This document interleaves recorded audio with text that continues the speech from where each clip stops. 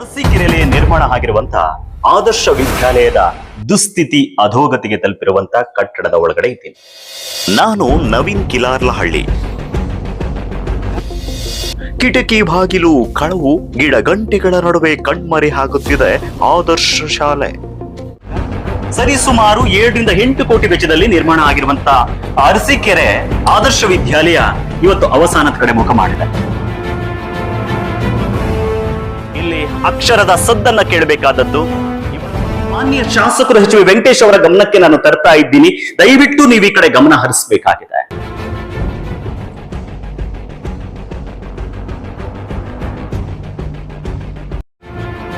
ಶಾಸಕರು ಕಾಲೇಜು ಮಂಜೂರು ಮಾಡಿಸಿದ್ರು, ಅನುಷ್ಠಾನದಲ್ಲಿ ವಿಳಂಬ ಯಾಕೆ? ಶಿಕ್ಷಣ ಇಲಾಖೆ ನಿದ್ದೆಗೆ ಜಾರಿದ್ರೆ ಇನ್ನ ಬೆರಳೆಣಿಕೆ ದಿನಗಳಲ್ಲಿ ಸಂಪೂರ್ಣ ಕಟ್ಟಡ ನೆಲಕಚ್ಚುತ್ತೆ. ಅಲ್ಲಿ ಕಾಲೇಜ್ ಆಗ್ಬೇಕಾಗಿದೆ, ಮಾಡೋಣ ಆದೇಶ ಅಂತೇಳಿ ಕಳಿಸಿದ್ದಾರೆ. ಆದ್ರೆ ಇಲ್ಲಿವರೆಗೂ ಆಗಿಲ್ಲ. ಯಾಕೆ ಮೀನಾಮೇಷ?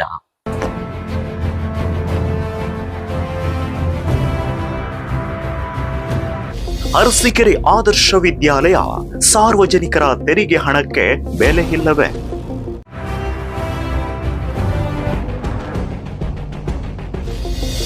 ಗಿಡಗಂಟೆಗಳ ನಡುವೆ ಅನೈತಿಕ ಚಟುವಟಿಕೆಗಳ ತಾಣವಾಗುತ್ತಿರೋ ಕಟ್ಟಡ.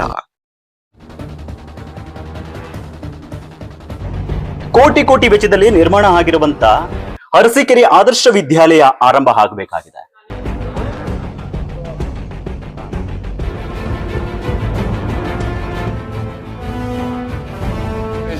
ತೆರೆಯೋದಕ್ಕೆ ಅವಕಾಶ ಮಾಡ್ಕೊಡ್ಬೇಕು. ಈ ಬಿಲ್ಡಿಂಗ್ ಸದುಪಯೋಗ ಮಾಡ್ಕೊಳ್ಬೇಕು. ಆದರ್ಶ ಸ್ಕೂಲ್ ಬರ್ತೈತೋ ಬಿಡ್ತೈತೋ ಸೆಕೆಂಡ್ರಿ, ಅಟ್ಲೀಸ್ಟ್ PU ಕಾಲೇಜ್ ಆದ್ರೂ ಓಪನ್ ಮಾಡಿ ಇದು ಮಾಡ್ಕೊಂಡು ಅದನ್ನ ಸ್ಟೇಟ್ ಲೆವೆಲ್ ಅಲ್ಲಾಗಿ ಕ್ಯಾನ್ಸಲ್ ಮಾಡ್ತೀವಿ. ಮುಂದೆ ನಾವು ಉಗ್ರ ಹೋರಾಟ ಅಂತೂ ಮಾಡೋದಂತೂ ನಿಜ.